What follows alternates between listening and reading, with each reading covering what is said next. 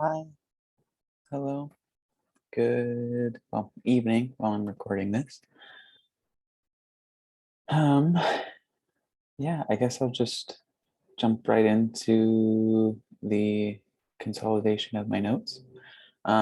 So the two people I interviewed were my pastor from Oregon, from the church that I grew up going to. It's probably the person I've heard the most speaking. And then the second person I interviewed is or was the new head pastor at the church I'm currently interning at. So Van is the one from the church I grew up in.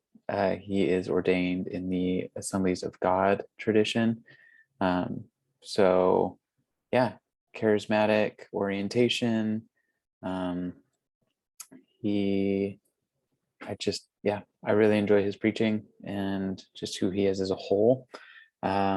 Steve is the current pastor at the church that I am at now, and he is ordained in the Presbyterian.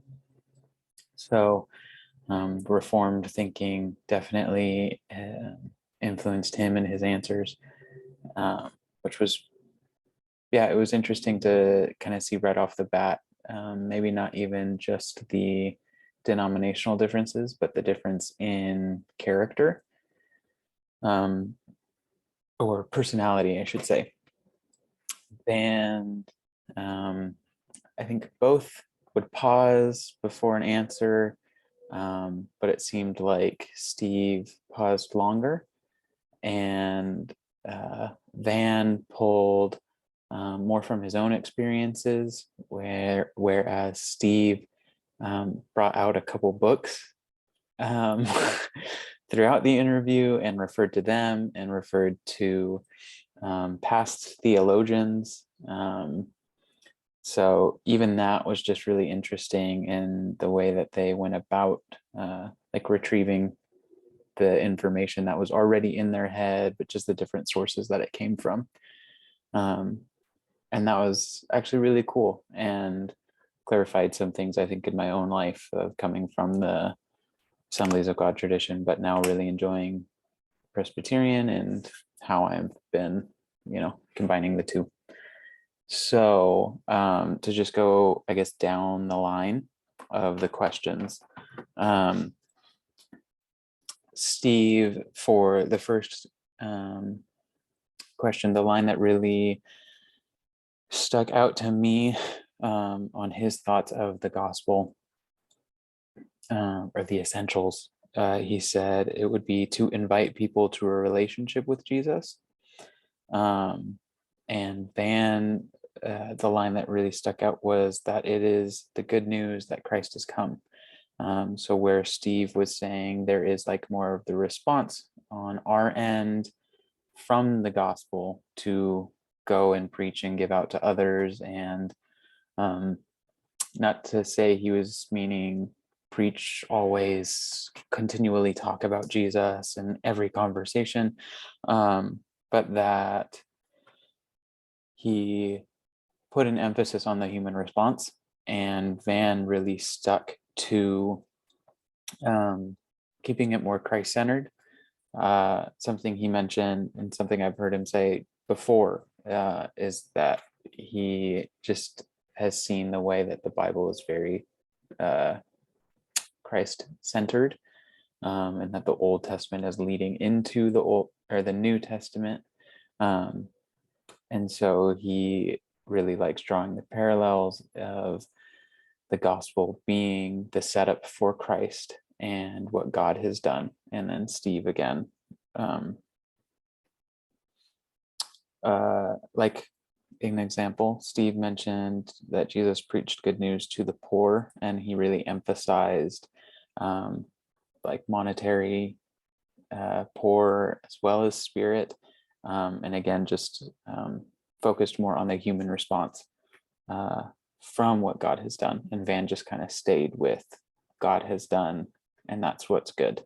And that's the gospel and the good news. For the second question, right off the bat, Steve said that he's not sure you should, in answer to the second question. That carried on through the third question as well. Van was of a similar mind, but for a wedding, he saw more room for the gospel to shine through as like a joyous occasion, and actually kind of similar to what I said in my sermon for the wedding, seeing the love between two people as kind of the link of the love that God has for humanity and what God has done for us. And we get to see a glimpse of that love within two people. For the third question, Steve continued on saying that he wasn't sure that you should. And Van, this is where they agreed more than contrasted.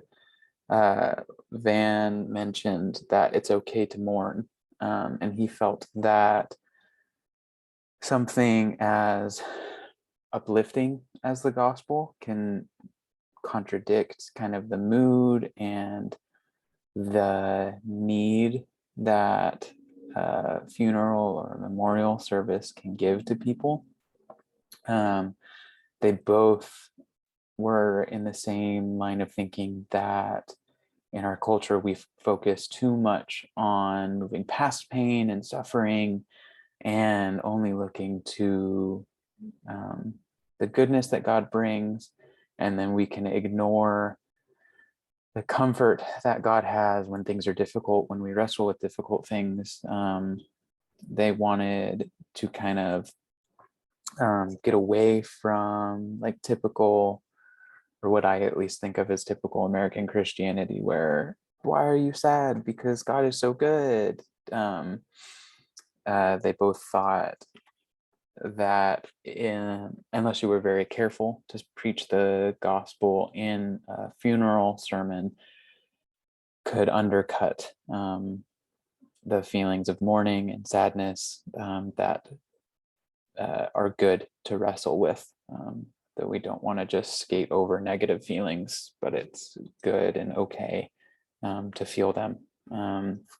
However, they both actually did acknowledge on the ending of mourning, it's good to see light. And yeah, they really kind of seem to agree more than disagree kind of throughout the whole interview. I think that was probably one of the closer. The closest answer, I think, was in 4. And they both said that it's not up to them for people to respond. That it's God. God is the one that reaches out to us and calls us to respond. Steve definitely still had a bit more of like Calvinistic view that God is doing a lot more of the calling. Van did kind of emphasize the gift of salvation and the response that people have to it, but they both didn't feel that it was on them. Van thought it was more on the individual receiving the gift of salvation from God, and Steve emphasized more of the work that God was doing in the person's life, that it's not up to him to bring someone to salvation, but because God is working in their lives, they would then turn towards God and the gospel message.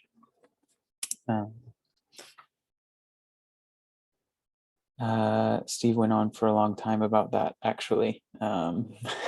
He then went on to say, and kind of linked it to number 6, actually, to wrestle with the text, that if there's anything up to him or me in the future, it would be to wrestle with the text, not to just leave it up to chance or believe that God will speak through our ramblings. He did really want to emphasize that preparation is a great form of worship and a great way to usher in the Spirit of God into a church space. Number 5, Steve said that overall, he would say his view on it has grown, and it was more simplistic than it is now. It's a bit more dynamic. Van said similar things. He actually talked a lot about music because he graduated with his bachelor's and a degree in piano, and was a worship pastor for many years. And so he linked a lot of how he viewed God was actually through music. But now as he's writing more sermons and sitting at a desk more than a piano, viewing God more in those quiet moments, actually, compared to musical moments, which I thought was actually interesting and fairly comforting as someone who's sitting at a desk a lot of the time, and as someone who's wanting to play more music. So yeah. And then finally, Steve's encouragement was to practice, practice, practice, and to speak in your own voice, in your own style. And Van's biggest advice was to let the text speak, which I liked both.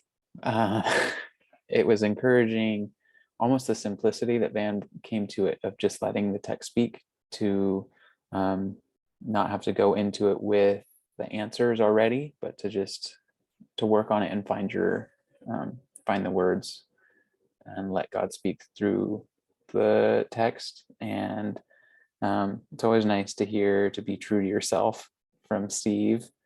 Yeah, it was a great time talking to both of them. I ended up after the interview, asking both how often they had performed weddings or funerals for people they didn't know. So that was actually really interesting to hear their kind of perspectives on it. And yeah, that's about it. And I think that's about all the time that I have. So yeah, it was a lot more enjoyable than I thought it would be. So yeah, happy to do the assignment. Bye.